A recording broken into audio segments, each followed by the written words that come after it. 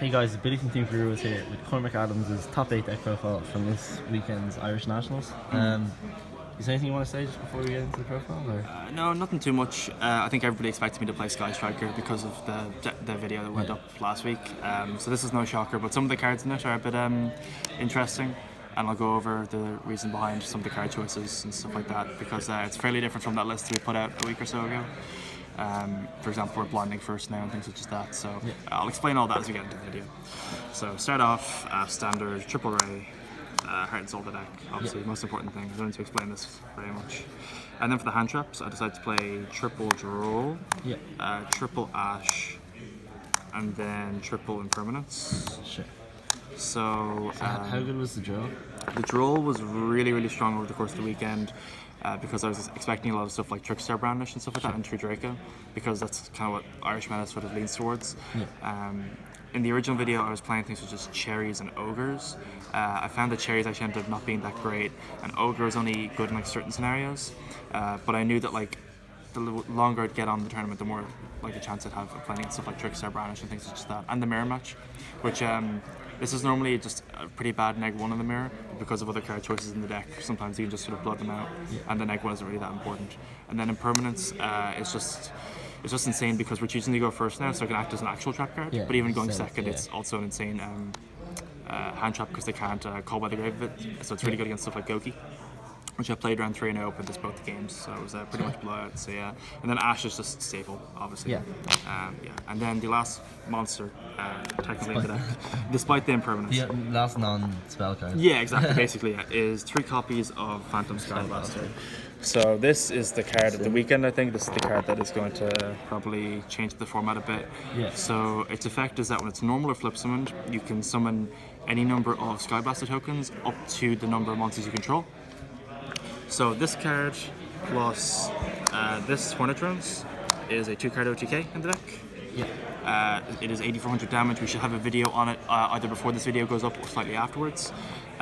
This is why when you see some extra choices later on, you'll understand them later on. But yeah, this is something that we found out this week, and it's absolutely busted. It is like, even though this is sort of unsearchable, this is it's still just there in case you have the option. I know some people are playing 2 this weekend, but I think you just want to see it so often, because something really important about this is that going first, it also acts just as a way to mix out Yuja. So you can just like dig into your engage to get your engine online, and then there's like no way you can lose, because once your deck is online, your deck sort of like snowballs very, very easily. And one of the small things is that against a lot of those like floodgatey decks that'll play things such as Rivalry of the Warlords, the deck is very like difficult time outing that in the main deck, because all your main deck stuff is warriors and your links and machines. But because this is a fiend and it summons a token, if you just summon it itself, it summons a token. The 2 different names, you can make Phoenix with the 1 card and just clear stuff like Rivalry of the Warlords or Anti-Spell Fragrance, which is important against Draco. This card is really, really solid. I would highly recommend this card in pure Sky Striker builds. It's definitely better than stuff like Diablos. And then the previously mentioned triple Hornet Bit. I was actually considering playing 2 before I found out about this combo. And then I was like, well, this is kind of necessary. It's just insane. And then obviously alongside that, the triple Engage. No need to explain that. Triple Widow Anchor. I said in the previous video that like you could play 2 with 3 is recommended. 3 is definitely Snatch stealing is always strong. Snatch stealing, just going for OTKs with these, like against decks such as like Draco, decks just leave big monsters on board. The Snatch steal effect is way more relevant, because you just like take all their guys, and even if you don't draw this, you can just OTK really, really easily. I think a lot of people like underestimate how strong it is to block a Widow Anchor. With a Widow Anchor, so like... Oh, for sure, So in the mirror match, it's really important to have is that what they'll generally do is that they want to try and negate your guy. So first off, they take it so that you can't link it away, and then on the end phase, it goes back to your main monster zone, so you can't use your spells on the next turn. But then if you chain your own Widow Anchor to their Widow Anchor, then their one dies, so your guy stays in your extra monster zone, so you're not getting blocked off by a lot of your stuff. Stuff like that is really, really important things, such as the mirror match. And then the 1 of Brigade, 1 Afterburner, 1 Jamming Wave, 1 multi-roll, 1 Hercules base. This is slightly different from the other profile where I played Shark Cannon. I ended up cutting Shark Cannon entirely. I found the card to be fairly mediocre. Like in every scenario that I had it, I wish it was just another card. And then I really began to appreciate the value of this card immediately after we filmed that video. This card is insane against things such as Trickster. If you're able to bait out the scapegoat really easily, you can just equip this, beat over 2 other guys, draw 2, main phase 2, just verse back all your guys. Multi-roll is obviously insane. I know a lot of lists are playing 2 multi-roll, but what I find is that once you're activating it, most decks actually have a bit of a problem with clearing the card, and like if you get to resolve it once, you should win it. Yeah, you should win most times I don't think resolving it the second time is ever huge. No, like, by the time you resolve it the second time, you should be so far ahead that the game should have been over already by that point. And these are just one-offs because you can search them. I see like, a lot of lists are playing 2 of this. You could potentially do it, but there was like no space in this deck. Yeah. And if you're able to manage the resources fairly well, I think you only really need 1. 2 just like, gives you the extra freedom, but I wanted more variety of cards to play in my deck. And then increase from the last time I played double area 0, and alongside that did double terraforming. Sure. So this just goes into the same idea as stuff like Phantom Skyblaster, where this card just helps you get your engine online really quickly because this gets the spell engrave straight away, and then more copies of this means you just dig into your deck for more stuff, gets you to your end gauge faster, or gets you to stuff like your raise faster, which is really important. Then you just search your end gauge in the end phase. If I could find room for a 3rd terraforming, I honestly would. These cards are just insane. I really appreciate the value of Area 0 this weekend. It's absolutely nuts. I'd recommend at least 2, and at least I know some people are playing 1 terraforming this weekend. I'd recommend probably at least 2. If you could find room for 3, you could maybe play 3. There are some things I would change if I was taking this to like a YCS maybe, because people on the continent have a bit of a different mindset to Ireland. But yeah, so now here we're getting onto the filler spells, triple foolish goods, metal fuzz fusion. This is just like standard stuff. I think this is like just infinitely better than the Toon Table Lounge. I think it's been sort of agreed on by this point. Sure. And then I decided to main deck 2 Twin Twister. Okay. This is a change that I would make if I was going to like a YCS or something like bigger like that, but because Ireland is full of sort of roguish matchups, so things such as like Altergeist, Paleo, a lot of Draco, stuff like that. Even against Trickstar in certain scenarios where like, they go first, they set like double reincarnation, you need to wait to out it. This is really, really important. Also, putting another spell engrave can also just help out a lot. This is the card that lost me my top 8 match. Well, somebody else activated it against me, but I mean, like, it is what it is. I think this card it was worth it for the Irish event. I wouldn't have changed it for this event, but I was taking it to a larger event, I would have probably put it. And the last 2 cards in deck are Rhoda and Upstart because these are just consistent cards. Yeah, free spells. You need to get your 3 spells in grave quota very easily. So extra deck. We play triple Kigari, obviously, and then triple Shizuku. Don't play any less than this. This is standard. And then this is the stuff for the OTK that I was talking about. So we play double Link Spider, Space Insulator, Flame Administrator, and Deco Talker. Okay, so I think people know what these cards do. Yeah. But you want to go over what these 2 Yeah, I'll quickly go over what these 2 cards do. So Space Installator is a Link 2 monster that just requires 2 monsters, completely generic, points up and down. And then monsters that it points to lose 800 attack and defense. And then when a Cyberse type Link monster is Link summoned to your side of the field, except the turn that this card was sent to the graveyard, you can special summon it from your graveyard. That effect like never comes up in this scenario, but like it's important to maybe know the 800 drop off also can sometimes come up in weird scenarios. And then this card says all Link monsters you control gain 800 attack, and you can only control 1 copy of it. So the end board that you normally end on the OTK, which we will show off in a bit, is you end on Deco Talker, pointing to Shizuku and the Flame Administrator. So this is on 23, this is on 2k, and this is on 41. So that'll be 8,400 damage. And then you make this using both of these. That's it. And then when we are going first, instead of making all that, we just play the Sayuja. So we just dig into our deck a lot easier. Also, you can make this, and then if you draw into a field spell and like a ray, you can special the ray, and then activate the field spell, target this, sack it off, and then your main monster zones are cleared to ray into a Link. And then so we have like not a whole lot in the extra deck afterwards, but like you don't really need it, so we just played some things that we felt would come up in random scenarios. So Nightmare Phoenix, this is just the most generic one, just an MST. Like I said, it's really good with the Skyblaster because it's also a fiend, so you can just make it so easily. One named Girsu. We're not playing Mermaid, so it's a little bit harder to make this kind of stuff like Goki.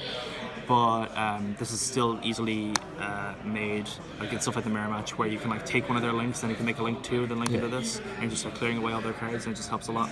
Also, sacking off your own field spell with this can just push for game really easily sometimes. And then we played the 1 Topologic Bomber Dragon. This is for just for stuff like Trickstar and whatnot. Other decks, like it's like okay in the mirror match, but it's mainly for stuff like Trickstar and just decks to try and like spam the main monster zone without committing too many links. So you can just like at any time sort of like flip a Hornet Drones or a Hornet Bit and just like blow up their entire board. Also with the new time procedure, just like putting out a whole load of damage with a Flaming Man is really good. And like one of the cool things about this, you can equip a Hercules base to it, and it's like 6k damage. It's just like broken. So that was the extra 15 cards. I felt this extra was really solid because before the problems we had was that we were just trying to like sort of fill the space in. because there was like not a whole lot of stuff you want to make. You were only ever making the Sky Striker links, but now we have like actual cards that we want to play, which I think is really, really good. So for the side deck, I decided to side triple Ghost Spell. Okay, how good was the third lolly? This was really, really good. This is primarily for Goki.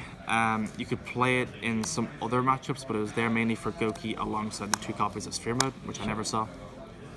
So I can't really be a judge of how good this card was. The idea was that you can stream with their board, and a lot of people are not going to end on the Griffin with the Imperial Order. They'll rather end on a Tri-Gate plus a Firewall. So you can just use this, clear their board, and then because you have multiple field spells, you can like sack them off very easily with Twin Twist or your multi-roll and whatnot.